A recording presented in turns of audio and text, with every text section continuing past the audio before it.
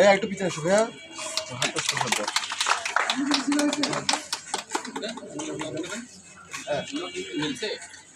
আর কিছু একটু আগে এসেছিল।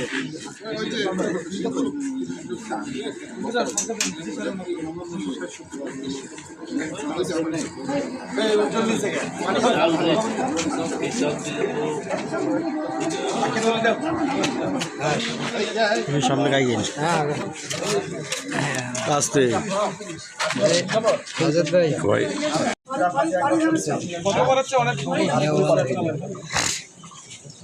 আগে তো এই চাল তো খালি পেটে খাইতাম, ভালোই লাগতো খাইতে।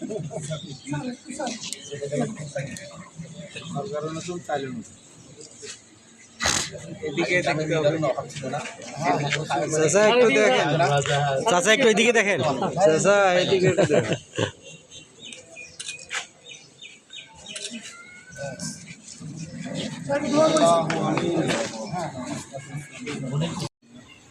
আল্লাহ যারা এখানে উপস্থিত হয়েছি তাদের সকলে তুমি হ্যাঁ করে বেড়াই যারা এখানে কিছু তাদের কাম তারা শুনেছে তাদের সবাই এরকম না বাড়িতে বানাই দেবে।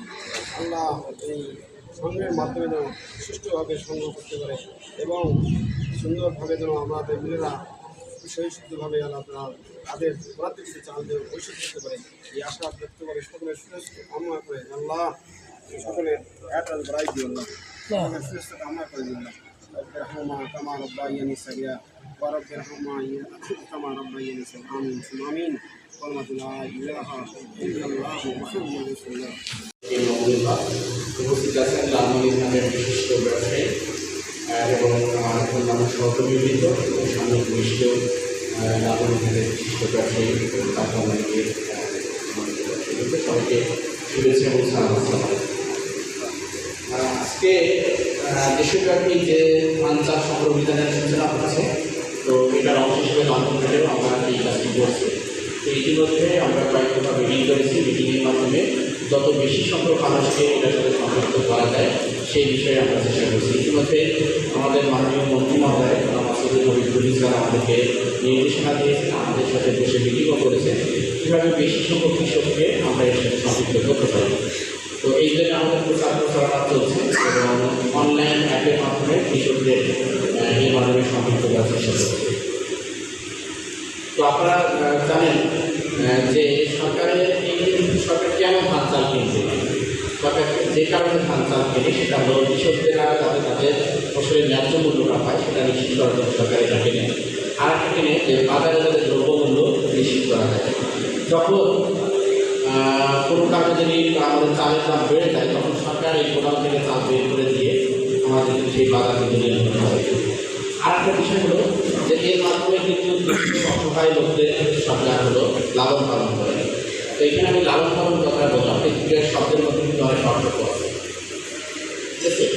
তো লালন আর পালন, আসলে পালন বলতে আমরা এটা করি যে আমাদের ছেলে মেয়ে তাদেরকে আমরা পালন করি, আমাদের গরু ছাগল হাঁস মুরগি তাদেরকে আমরা পালন করি।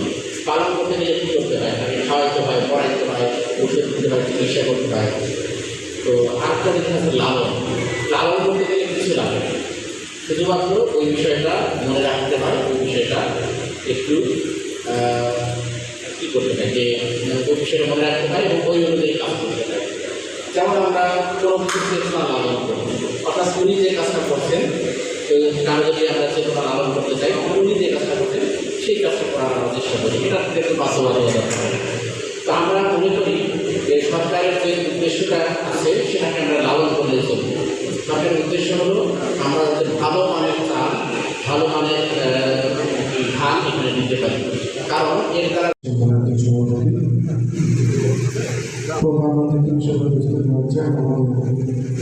সুযোগ্য জেলা প্রশাসক মহোদয়, এডিসি জেনারেল সাহেব উপস্থিত হয়েছেন আমার কৃষিত জেলা কৃষি কর্মকর্তা এবং উপস্থিত রয়েছেন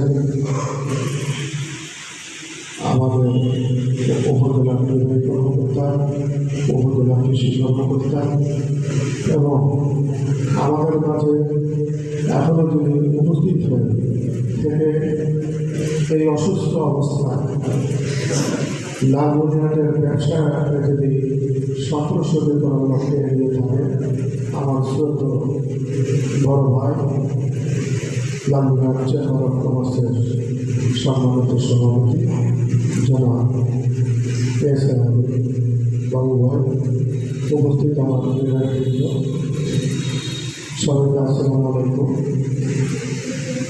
লালমনিরহাট আমরা কিন্তু এমনিতেই অনেক পিছায় আছি, কিন্তু এখানে শুনলাম যে নীলফামারীতে বরাদ্দ বেশি, উত্তরাঞ্চল এমনি কিন্তু আমরা কৃষি নির্ভরশীল। আজকের শুভদিন, এই দিনে আমাদের সম্মানিত জেলা প্রশাসক মহোদয় এবং আজকের থেকে চাল সংগ্রহ শুরু হলো। এবং আমার নিজের কথা সেটা হচ্ছে মিলের বাইরে যারা আছেন আর সম্বন্ধ চাল দেওয়ার চেষ্টা করবেন, তাহলে আমাদের জেলার বরাদ্দ বেশি আসবে। নির্বাচনের মতো জায়গায় 14,000 লোক, আমাদের 45 ছোট এই যে জেলা উত্তর জেলায় মানে এত ব্যবধান বরাদ্দ আমরা পিছিয়ে আছি। তাদের কোয়ালিটি যদি ভালো করতে পারেন পারি, তাহলে এত বরাদ্দ বেশি পাবে। জেলা প্রশাসনকে অনুরোধ করব যে এবার কিছু কিছু জায়গায় বরাদ্দ হচ্ছে কৃষি উৎপাদনের জন্য কাদামাটিতে ঠিকমতো করতে পারছি না, তারপরেও আল্লাহ যথেষ্ট সুযোগ দিয়েছে। সেই জন্য আল্লাহ পরিশেষে কষ্ট করে আসছেন এখানে যারা আছেন সবার দিকে আমাদের সুস্বাস্থ্য কামনা করি এবং সামনে আপনারা এগিয়ে যাবেন এবং আমাদের এই উত্তরাঞ্চলের জেলা প্রশাসক মহোদয় এবং ইঞ্জিনিয়ার মহোদয়ের গাড়ি আমরা সাথে তাদের সৌভাগ্য মনে করি। আর আমাদের নবাগত জেলা পরিষদের চেয়ারম্যান তার পার হয়ে যাচ্ছে, তার জন্য দোয়া যদি ভালো থাকে এবং রাস্তার কাজগুলি যেন ভালো থাকে, যেন চুরি চামারি না হয়, হেফাজত করবে। পরিশেষে আপনাদের সকলের আগ্রহ দীর্ঘায়ু কামনা করে আজকে এই আমার সংক্ষিপ্ত বক্তব্য এখানে শেষ করলাম। আসসালামু আলাইকুম ওয়া রাহমাতুল্লাহি ওয়া বারাকাতুহু।